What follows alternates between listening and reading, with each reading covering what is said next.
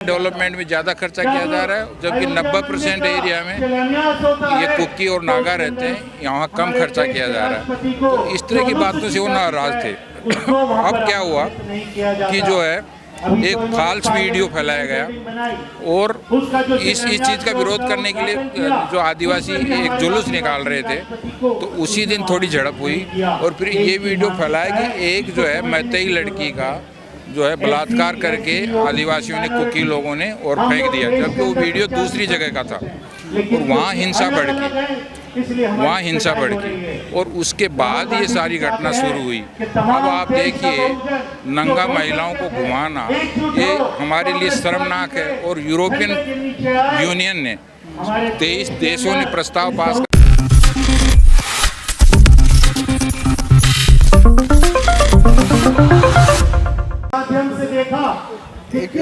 आपसे मैं ये जानना चाहूँगा कि जैसे जिस तरीके से मणिपुर में हिंसा हो रही है, हमने उत्तर भारत में देखा है कि लगातार हम देख भी रहे हैं कि हिंदू मुस्लिम को लेकर एक तरीके का जंग का मैदान बना हुआ है, जो पीछे हरियाणा में भी अभी 2 दिन पहले हुआ। उसी तरीके से क्या मणिपुर में भी जो कुकी समुदाय के अधिकतर लोग हैं वो ईसाई धर्म मानने वाले हैं, मैतेई में अधिकतर हिंदू मानने वाले हैं, तो क्या अगर उत्तर भारत में हिंदू मुस्लिम चल रहा है तो क्या मणिपुर में हिंदू ईसाई का किस्सा बनाने की कोशिश की जा रही है? देखिए, इसमें जो है मणिपुर जल नहीं रहा है, मणिपुर को जलाया जा रहा है और इसमें बहुत ही सुव्यवस्थित षड्यंत्र के तहत ये हुआ है। मैं आपको बताता हूँ, 2018 से वहाँ आरएसएस और बीजेपी एक अपना षड्यंत्र के रूप में लेके मुद्दा चल रहे हैं और इन्होंने क्या किया है कि मैतेई लोग जो हैं हमारे बंधु, उनको जो कि जो है 10% भूभाग पर घाटी में रहते हैं और 90% भूभाग पर कुकी और जो नागा रहते हैं और 34 अन्य जनजातियां रहती हैं और वो ट्राइबल एरिया है, उसमें उनको स्पेशल प्रोटेक्शन है, संविधान में व्यवस्थाएं हैं 6ठी अनुसूची में कि वहाँ दूसरा कोई ज़मीन नहीं खरीद सकता, वहाँ कोई बस नहीं सकता। तो इसलिए मैतेई लोग मांग कर रहे थे कि हमको ट्राइबल का दर्जा दिया जाए, लेकिन उसके लिए प्रोसीजर होता है, उसके लिए ट्राइबल की कुछ विशेषताएं होती हैं जो मैतेई समाज में नहीं है, नहीं तो उनको पहले ही दर्जा मिल जाता। तो इन लोगों ने क्या है, बजरंग दल और आरएसएस ने उनको मैतेई को उकसाना शुरू किया और वो लोग 53% हैं वहाँ पर मैतेई लोग। तो अपना वोट बैंक बनाने के लिए ऑलरेडी भी इनके 39 विधायक हैं वहाँ पर बीजेपी के, तो इन लोगों ने उसको जो है बात को आगे बढ़ाने के लिए और ध्रुवीकरण करने के लिए ये सब किया है। और उसका आप देखिए, एक के बाद एक घटनाएं हुई। इन्होंने जो है 2-3 चर्चों को जलाया, ध्वस्त किया कि ये इलीगल है। उसके बाद क्या किया, जो है अभी अप्रैल में वहाँ की हाई कोर्ट से डिसीजन करवाया कि भाई इनका जो डिमांड है मैतेई का, उसको 4 हफ्ते में वो करो, फैसला करो। तो उससे जो है कुकी और नागा लोगों को लगा कि ये तो हमारा अधिकार में अतिक्रमण करेंगे। इसके बाद इन्होंने किया 2008 का जो समझौता था, भारत सरकार, मणिपुर सरकार और जो विद्रोही या जो थोड़े वो सस्पेंशन होता है ना, उसको इन्होंने विड्रा कर लिया। तो वो भी विश्वासघात जैसी बात हो गई। तो एक के बाद एक और वहाँ पर मैतेई लोगों के डेवलपमेंट में ज़्यादा खर्चा किया जा रहा है, जबकि 90% एरिया में ये कुकी और नागा रहते हैं, यहाँ कम खर्चा किया जा रहा है। तो इस तरह की बातों से वो नाराज़ थे। अब क्या हुआ कि जो है एक फाल्स वीडियो फैलाया गया और इस चीज़ का विरोध करने के लिए जो आदिवासी एक जुलूस निकाल रहे थे, तो उसी दिन थोड़ी झड़प हुई और फिर ये वीडियो फैलाया कि एक जो है मैतेई लड़की का जो है बलात्कार करके आदिवासियों ने कुकी लोगों ने और फेंक दिया, जबकि वो वीडियो दूसरी जगह का था और वहाँ हिंसा भड़की और उसके बाद ये सारी घटना शुरू हुई। अब आप देखिए, नंगा महिलाओं को घुमाना ये हमारे लिए शर्मनाक है और यूरोपियन यूनियन ने 23 देशों ने प्रस्ताव पास करके इसका विरोध किया है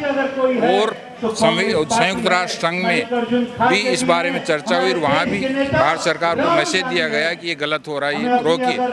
और मैं सलाम करूँगा चंद्रचूड़ साहब को, हमारे मुख्य जो है न्यायाधीश को, कि जिन्होंने संज्ञान लिया और उन्होंने अब जो सवाल पूछना शुरू किया है कि भाई 6000 केस दर्ज हुए हैं, आपने कितने में एक्शन लिया? सिर्फ 11 केस में सीबीआई इंक्वायरी कर रही है, वो भी इनिशियल इंक्वायरी है। आपसे ये एक सवाल पूछना चाहूँगा कि जैसे जिक्र यूनिफॉर्म सिविल कोड का भी बहुत ज़्यादा हो रहा है, क्योंकि 2024 से पहले लॉ कमीशन ने यूनिफॉर्म सिविल कोड के ऊपर लोगों से उनके सुझाव मांगे हैं, तो ये क्या लगता है कि राजनीतिक सहयोग है या ध्रुवीकरण का एक प्रयोग चल रहा है? ये सरासर ध्रुवीकरण का प्रयोग है, क्योंकि 2018 में जो है जस्टिस चौहान के नेतृत्व में जो आयोग बना था, कमेटी बनी थी लॉ कमीशन की, उसने बोला था कि ये नहीं तो इसकी ज़रूरत है और ये नहीं ये संभव है, तो इसकी कोई ज़रूरत नहीं है, उसको उन्होंने निरस्त कर दिया था। लेकिन अब वापस वो, क्योंकि इनके एजेंडा में था, इनके मैनिफेस्टो में था कि हम जो है यूसीसी लाएंगे, कॉमन सिविल कोड लाएंगे, इसलिए ध्रुवीकरण करने के लिए इसको वापस शुरू किया गया है। अब आप देखिए कि होना ये चाहिए कि जो है पहले उसका ड्राफ्ट देश के सामने रखें, उसके बाद उस पर डिबेट हो और हर वर्ग से ST, SC, OBC, minority, Sikh जो भी हैं या जो है जनरल, मतलब एक कमेटी बने और वो उस पर ड्राफ्ट की स्टडी करे कि क्या संभव है, क्या नहीं है, और क्या इससे किसी की भावनाएं तो आहत नहीं हो रही हैं, किसी के विशेष तो आहत नहीं हो रहे हैं। उसके बाद निकल के यदि कोई चीज़ आती है कि समय के साथ ये चीज़ संशोधन करने की ज़रूरत है, तो उनको ज़रूर होना चाहिए। लेकिन आप देखिए ट्राइबल्स का बात है, मैं ट्राइबल हूँ और मुझे शिवाजीराव मोगे साहब जो AICC के चेयरमैन ट्राइबल के,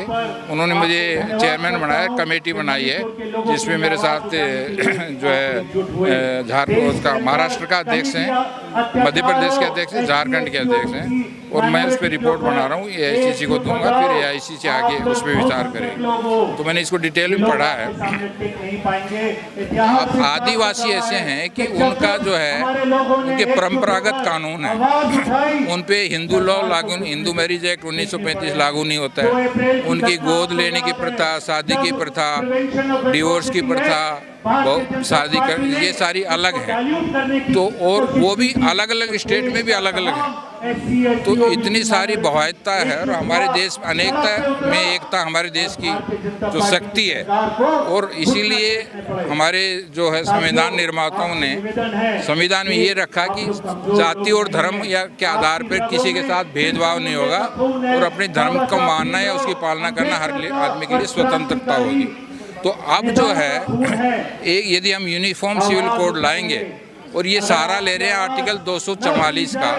जिसमें ये कहा गया है कि स्टेट ट्राई करेगा कि यूनिफॉर्म कोड लाया जाए, ये नीति निर्देशक तत्वों में हाँ अनुच्छेद 44 में है, 44 में है। तो लेकिन मौलिक अधिकार जो हैं और जो प्रोटेक्शन दिए गए हैं, जैसे आप देखिए शेड्यूल 5, शेड्यूल 6 हैं, इनमें आदिवासियों को विशेष प्रोटेक्शन दिए हैं कि उनकी ज़मीन कोई नहीं खरीद सकता। आप मान लीजिए कोई आदमी आदिवासी लड़की से शादी कर ले, सामान्य वर्ग का या जो अच्छी आर्थिक स्थिति वाला है, और वो फिर उसकी ज़मीन उसके साथ चली जाएगी, क्योंकि आदिवासी अभी तो आज की तारीख में ट्रांसफ़र नहीं होती है। इसी तरह से जो एट्रोसिटी एक्ट है वो भी कमज़ोर पड़ जाएगा, इसी तरह से पेशा एक्ट है वो भी। सरकार का कहना है सर कि आप महिलाओं की बात जिक्र कर रहे हैं, लेकिन जो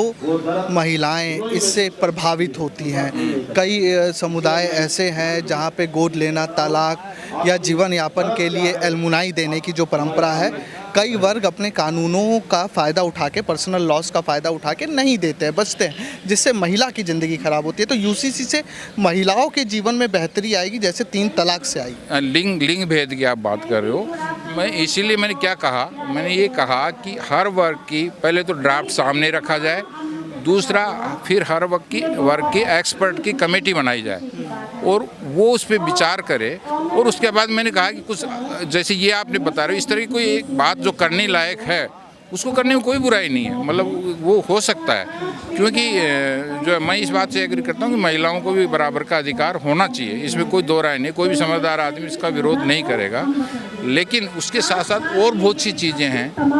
जो है उनके अधिकार, विशेष अधिकार। देखिए, आप इतना प्रोटेक्शन होने के बावजूद भी आप देखिए मणिपुर जो है 6 शेड्यूल में है, वहाँ एंट्री पे भी परमिशन लेनी पड़ती है, मतलब प्रोटेक्शन, कई चीज़ें प्रोटेक्शन, उनकी ज़मीन कोई नहीं खरीद। उसके बावजूद क्या हो रहा है, पूरा देश देख रहा है, पूरी दुनिया देख रही है। अब मध्य प्रदेश में क्या हुआ, आदिवासी के सर पे पेशाब किया जाता है, और तो आप देखिए कि इतना प्रोटेक्शन के बाद ये हो रहा है। तो यदि आप इसको एक समान करके सारी चीज़ें ख़त्म कर दी जाएंगी तो क्या होगा। मतलब मैं आपको बताता हूँ कि आदिवासी समुदाय आज भी जो है 80-90% पिछड़ा हुआ है। मैं 6 स्टेट में नौकरी किया है। I retired as principal director general CBDT income tax, और मैंने 6 स्टेट में काम किया है, और मैंने पर्सनली घूम के सब जगह देखा है। मतलब गिने चुने लोग सर्विस में आके थोड़े ठीक हो गए हैं, बाकी वही जो है नंगे बदन रहते हैं, ताड़ी पी के पड़े रहते हैं, उनको गुमराह करके उनका शोषण होता है। तो अभी टाइम